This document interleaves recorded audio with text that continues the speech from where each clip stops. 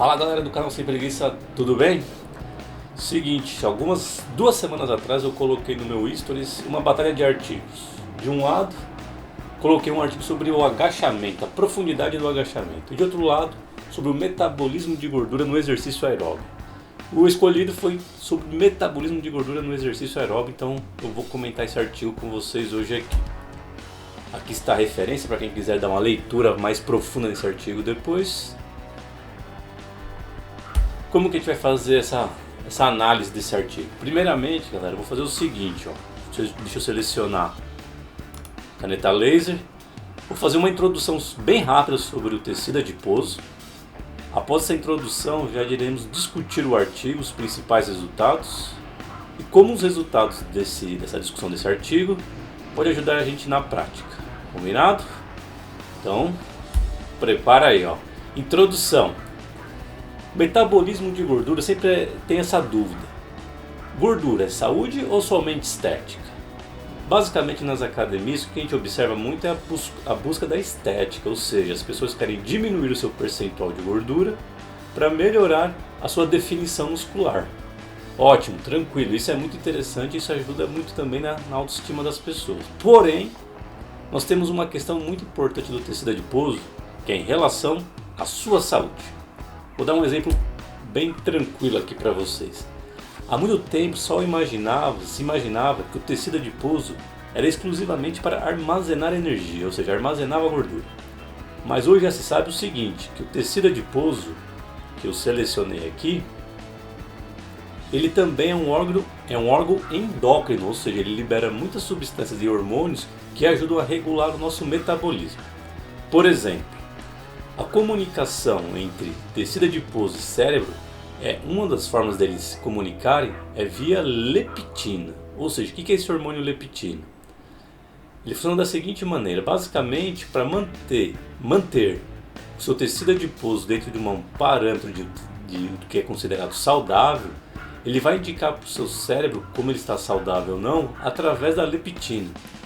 Então, por exemplo, se você está com muita fome, você começa a comer e você manteve a sua saciedade, o seu tecido adiposo fala, olha, legal, eu já tenho quantidade suficiente de tecido adiposo aqui. Então ele envia um sinal para o seu cérebro, que é através da leptina. Essa leptina viaja à corrente sanguínea e quando ela chega aqui no hipotálamo, uma região do seu cérebro que controla a sua fome, ele inibe o que você sinta essa vontade de comer. Você inibindo a vontade de comer, você tem essa regulação do seu sistema, tecido adiposo, cérebro. Mas agora olha o que acontece. A gente está falando do tecido adiposo em relação à saúde. Então, esse aqui é o que a gente chama de adipócito. Esse adipócito são as células do seu tecido adiposo. E dentro de cada adipócito é onde estão armazenadas as gorduras.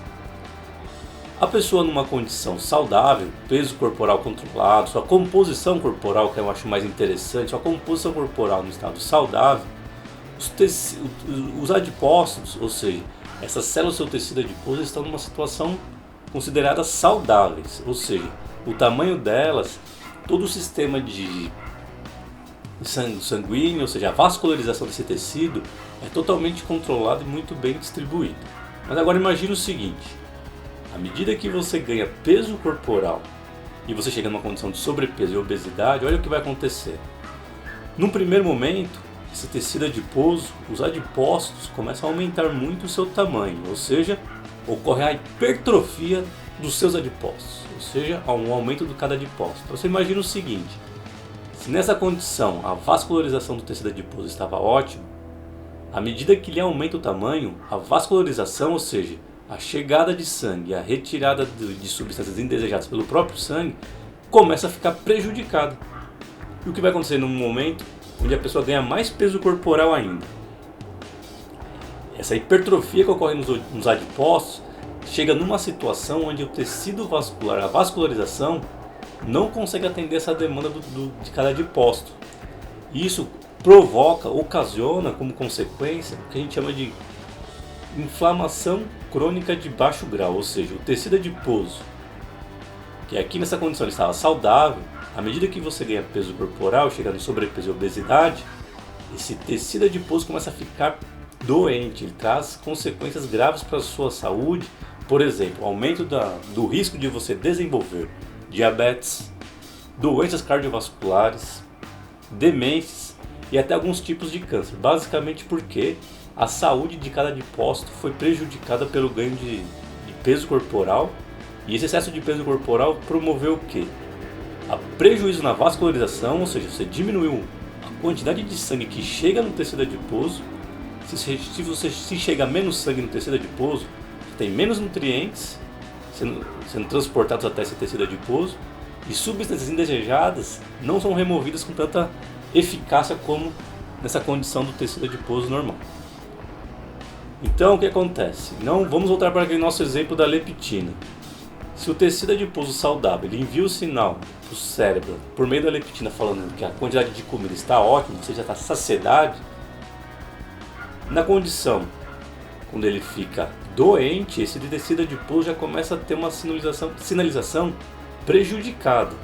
Então, se fica prejudicada essa sinalização em relação ao quanto você deve comer, o que acontece ao longo do tempo? O risco de você ter um maior ganho de peso corporal aumenta, porque a sinalização da leptina aqui no hipotálamo não está mais eficiente e o cérebro ele não comunica de forma eficaz falando que você pode parar de interromper a comida. Então, além da questão estética interessante para você, o tecido adiposo hoje, além de um tecido que armazena energia, ele é responsável também muito pela nossa saúde. Ele é um órgão endócrino que regula muitas ações do nosso corpo. Por exemplo, essa de controle da sua fome e saciedade por meio da leptina. Muito bem, feita essa pequena introdução, bora tomar uma água, acordar e vamos então discutir esse artigo que foi selecionado, que os autores discutiram o seguinte: é a lipólise, né, a quebra de gordura e o metabolismo dos ácidos graxos, gordura, em homens e mulheres durante o período de recuperação após realizar um treino aeróbio. Qual é o objetivo desse estudo? Eles avaliaram então a quebra da gordura, a lipólise, no tecido adiposo, a mobilização dessa gordura, ou seja, o transporte da gordura do tecido adiposo até a célula muscular para virar energia, e a oxidação dessa gordura, ou seja, a queima, lá na célula muscular. E isso foi avaliado até 3 horas pós-treino. Só para ter uma ideia, a gente vai focar principalmente nos resultados na oxidação. Porque se houve um aumento de oxidação, certamente houve a lipólise e a mobilização de gordura. Então agora preste atenção, galera. Momento de você jogar uma aguinha no rosto aí, porque agora a gente vai falar sobre a metodologia do trabalho. A metodologia certamente é a parte principal de um artigo científico para a gente entender o que foi feito, como foi feito, e dessa forma que ele foi feito, esses resultados são interessantes ou não para a gente levar para a prática, beleza? Então vamos lá, respira fundo, atenção e bora lá para a metodologia. Voluntários, 8 mulheres e 10 homens. Você pode perguntar, mas por que não foi 10 e 10? Em relação às mulheres, eles tiveram que excluir 2 mulheres por causa do período menstrual. O período menstrual tem a liberação de alguns hormônios que podem comprometer os resultados e gerar alguns erros de interpretação desses resultados, beleza? Então, por causa disso, foi retirado 2 mulheres do estudo. Ficou 8 mulheres e 10 homens. Os testes e avaliações que os pesquisadores realizaram foram o seguinte: eles fizeram um teste de VO2, ou seja, do consumo de oxigênio, porque a partir desse máximo, do VO2 máximo, esse VO2 pico que foi atingido no teste, isso significa o 100%. E a partir desse 100%, eles programaram e colocaram intensidades para os voluntários realizarem os treinamentos. Então, por exemplo, imagina o seguinte: esse VO2 pico, em relação à potência que a pessoa fez na bicicleta, o pico foi de 600 watts. Então 600 watts é o 100% do teste. A partir desse 100%, eles quantificaram outras intensidades. O que eles avaliaram também? Composição corporal, por meio de 7 dobras cutâneas, e fizeram um controle da dieta para evitar também erros de interpretação nas avaliações. como foi avaliado o metabolismo de gordura nesse estudo? Foi o seguinte, galera, ó, eles avaliaram antes do treinamento, avaliaram o tecido adiposo durante o treinamento e avaliaram também o efeito do metabolismo da gordura até 3 horas após a realização do treinamento. E como foi o treino? Lembra que eu falei? 100% do teste de VO2 pico? O que eles fizeram? Todos os voluntários realizaram aproximadamente 90 minutos de pedal a 45% do VO2 pico. Então aqui uma intensidade mais moderada, segundo os autores. E outro dia de treino, todos os voluntários também realizaram aproximadamente 60 minutos de treino a 65% do VO2 pico, ou seja, aqui a intensidade foi um pouco maior, então obviamente o volume de treino na parte aeróbica diminuiu, ou seja, um treino de maior intensidade. E num outro dia, eles fizeram uma situação controle, ou seja, sem o efeito do exercício físico, para entender e saber como foi a reação do metabolismo de gordura, tanto no treino 1 como no treino 2. Beleza, galera. Sobrevivemos à missão metodologia. Tranquilo até aqui? Beleza? Qualquer dúvida que você tenha, escreve aí nos comentários, deixa sua dúvida para a gente discutir isso depois aqui no Instagram, tudo bem? Então, ó, superamos a fase da metodologia, agora bora lá dar uma olhadinha nos resultados desse estudo. Então, o VO2 pico que eles avaliaram antes e depois, não houve mudança, isso era de ser esperado mesmo, porque foi somente um dia de treino a 45% e somente um dia de treino a 65%. Então isso mostra que as coisas não são feitas, o aumento de condicionamento não se obtém de um dia para o outro, sempre a longo prazo. Outro dado importante, composição corporal. Antes e depois também não houve mudança. Isso também é um dado interessante, porque se houvesse mudança, isso cairia muito para baixo aquele conceito que a gente leva, de que as coisas são atingidas e alcançadas ao longo do tempo. E somente um dia de treino, como vocês podem observar, não foi suficiente para alterar a composição corporal, ou seja, diminuir a quantidade de massa magra, novamente, não foi possível diminuir a quantidade de tecido de gordura ou mesmo aumentar a massa magra, beleza? Agora presta atenção, olha que interessante isso daqui, ó. Dá uma olhadinha aqui que legal. Agora o gasto energético durante o exercício. Aqui já começa alguns conflitos e as mulheres não ficarão muito satisfeitas com esses resultados. Mulheres tiveram um gasto energético ok, mas durante a prática do exercício físico, os homens tiveram um gasto energético muito superior às mulheres. Agora, o gasto energético após o treino, até aquelas 3 horas que eles avaliaram após o treinamento. Olha que coisa interessante. As mulheres que treinaram a 45% do VO2 pico e a 65% do VO2 pico, o gasto energético delas após o treinamento foi muito semelhante à situação controle, ou seja, na condição que elas não treinaram, não fizeram nenhum tipo de atividade, já foram lá e fizeram as medidas. O que isso significa? Isso também leva muito tira aquele conceito de que muitos treinos são vendidos aí pela internet do que queimas excessivas de energia após o treino, ou seja, após que você realizar uma sessão de treino, o seu metabolismo fica muito, muito acelerado. Mas nessa situação aqui, em específico, em particular, com 2 treinos de grande volume, que é 45%, de uma maior intensidade, que foi 65%, o gasto energético após o treino em mulheres foi muito semelhante. Ou seja, não foi tão significativo o gasto energético após o treino. Mas agora, olha lá para os homens. Já para os homens já teve um pouquinho de aumento, olha só. 45%, 65%, o gasto energético após o treinamento foi aproximadamente 9% maior do que a condição controle dos homens. Ou seja, essa questão do gasto energético, tanto durante, como vocês puderam observar, como após o treino, o gasto energético em homens foi superior ao das mulheres. Então, provavelmente, isso leva a uma maior facilidade para que os homens tenham um processo de emagrecimento um pouco mais eficaz ao longo do tempo, se a gente observar somente esses dados aqui. Mas no final vou dar algumas dicas que isso pode ser facilmente revertido. Agora, um último gráfico que eu quero analisar com vocês desse estudo é o seguinte. Vamos analisar esse aqui, ó, o gasto energético pós-treino. Nesse gráfico, primeiramente eu vou falar sobre as mulheres. O que esse gráfico está falando? A oxidação, na verdade aqui eu teria que mudar, não é gasto energético, é gasto de gordura pós-treino. Então esquece esse gasto energético aqui que foi no Ctrl+C, Ctrl+V. Então aqui na verdade é oxidação de gordura durante o treinamento. Tá todo errado esse título aqui, ó. Então, ó, oxidação de gordura nas mulheres. Beleza? Então veja aqui, ó. Aqui nesse eixo mostra o quanto foi oxidado de gordura em relação às condições de tratamento, os treinamentos, ó, as intervenções.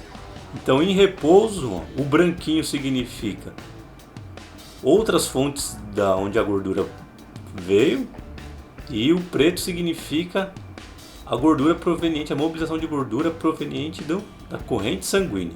Então aqui em repouso você gasta muito mais gordura de outras regiões, provavelmente do seu próprio tecido muscular, que tem umas reservas muito baixas de gordura, e quase nada do que veio proveniente do tecido adiposo.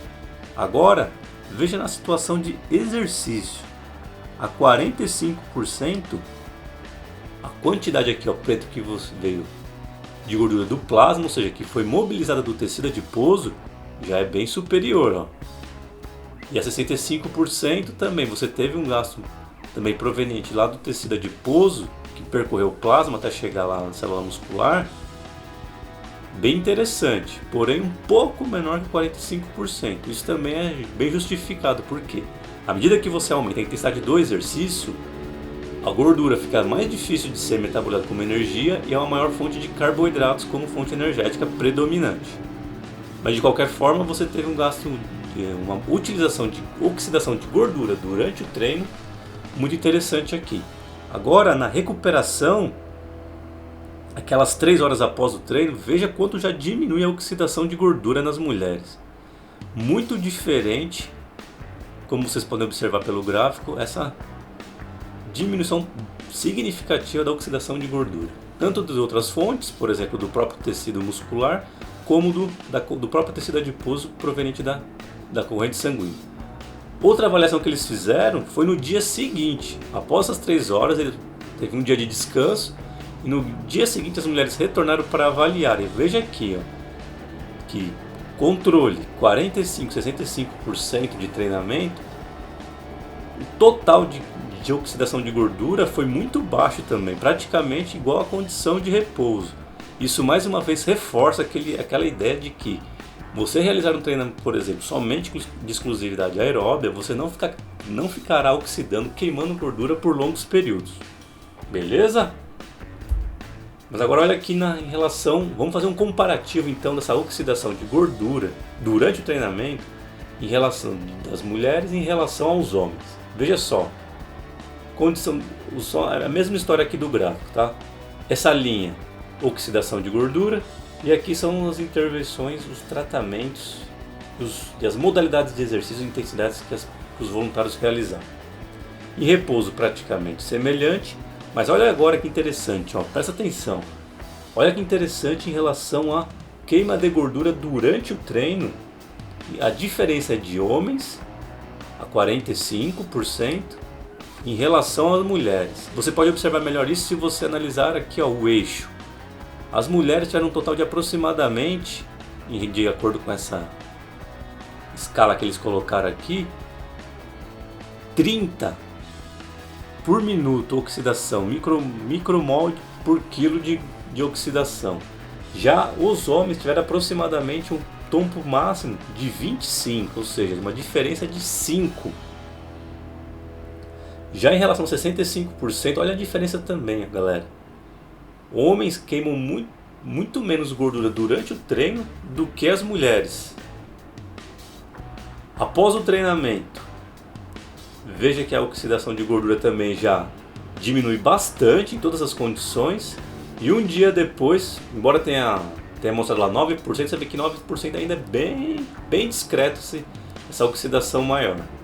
E um dia depois dessa avaliação também, embora esteja um pouquinho elevado aqui, ó, em relação ao grupo controle, vocês veem que também é bem discreto essa oxidação de gordura pós-treino.